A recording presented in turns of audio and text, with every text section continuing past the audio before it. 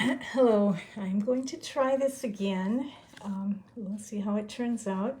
Today I'm going to use Fruitful Blessings.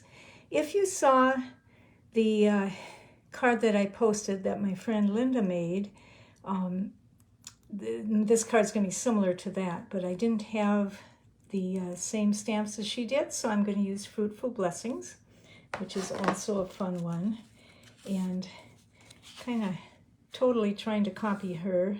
This is what I came up with, and on this one I just cut the papers here, and I believe this is that beautiful copper clay,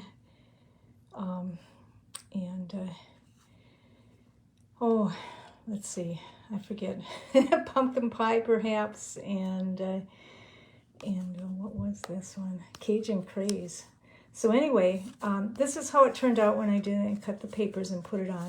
You have to be a little careful because you need to stamp the image first and then layer your papers so that you don't get a white space in there.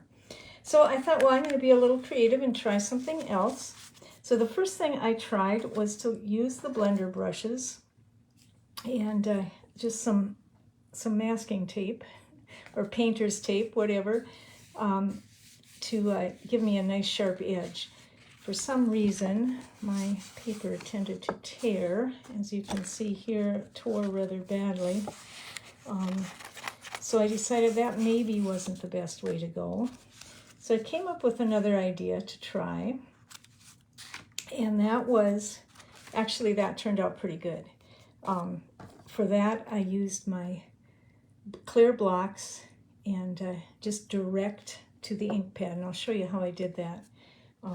Kind of fun to try. You can see I had to experiment with it a little bit to get some different effects, but let's see what we can do with that right now. I'm going to start with So Saffron, and I know that is no longer in the catalog, and Daffodil Delight would have worked just fine. You see I'm inking that up just on the edge, and the edge here is just about the right size that I need. So I'll take my paper, put that down first. Yeah, I gotta just eyeball it. Press it down pretty good. The silicone pad helps to give a little softening to the, it wasn't too bad. And then the next one I'm going to use is Cajun Craze. And again, just ink up the size. Maybe I'll make this one a little bigger, just for some variety. So I'm really using my clear block as an ink pad. And I think there could be some creative ideas to go with that, if I can see through it. Maybe if I turn it this way. There we go. That's going to be a little crooked. That's okay. You can imagine all kinds of fun things with this. And then the last one is going to be pumpkin pie.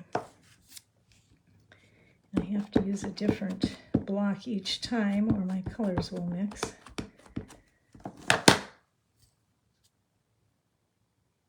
Okay. Press it down. Let's hope it works. I may not have gotten enough ink on there. Not so good, but interesting design. I think I'm going to try it again. A little black splatter gone on there. Let's just try it again. It doesn't hurt to experiment. Oh, hey, Fab. I'm so glad you're watching, giving me a little support here. She knows I'm not really used to doing this. So now I'm going to use my stamp placement tool, and I have the old Stamparatus, but you may have a different one. And we'll ink that up just with black ink, because I think that'll show the most. And the reason I use the Stamparatus is, well, partly to get things on there straight, but also because it's with this one you kind of want it dark, so you want to go over it a couple times. Maybe I just don't have enough. I'm going to do it once more because that flower, I want it to really stand out. Okay, so there we are. And what I'm going to do, if I can find it, I think you're hearing my Norwegian accent here. Going to do. Okay, so here was my, I kind of think it's fun to use the heavy, thick white cardstock and then layer these pieces, these pretty pieces of paper on. This is the wild wheat, which I think it's just fun. It's not exactly the same colors of ink that I used, but that's okay. And so in case you're not sure about cutting the paper, the top layer, this one, that I put my design on, is 4 3/4 by 3 1/2. And then the next one, I just go down a 1/4 of an inch. So 5 by 3 3/4, and 5 1/4 by 4. And then, of course, my base is your regular size, which is 8 1/2 piece of paper scored at 5 1/2.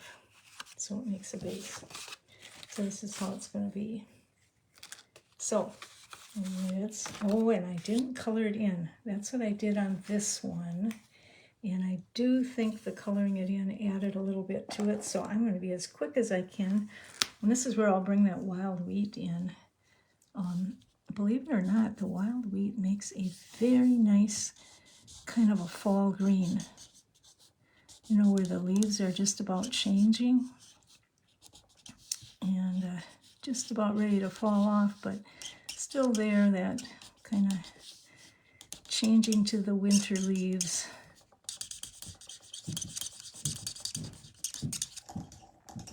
And I could fuss with this a little bit more, but don't need to. Of course, I can't help it. There you go.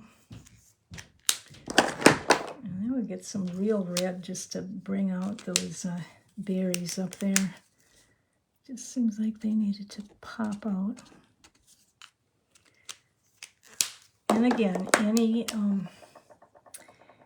of the yellow that you want to use will work fine. Again, I couldn't find my Daffodil Delight, so I'm using the old So Saffron, which works. And then we'll get the orange going in here. I think that's going to work.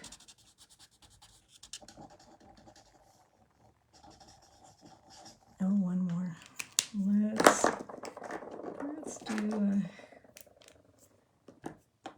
Let's use the red for this one. Probably isn't the best, but it'll work.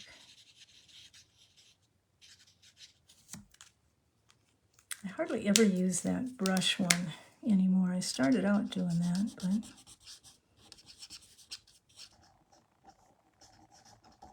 so there we go. Yeah, lots of colors going on there, but I think it's okay once we get it on there. So there you are. And it's going to look something like this, maybe with a couple of sparkles. I always add a few. And you know, I've really gone to, if you're purchasing, gone to the ones that are flat. This one pops out a little more. But if you can get the flat diamels, they'll send better in your mailing. I won't tear up the paper at the post office, or sometimes our postmaster makes me pay extra if I've got bumps on there. So anyway, there you are. I hope it gave you some ideas for trying something new. Bye-bye.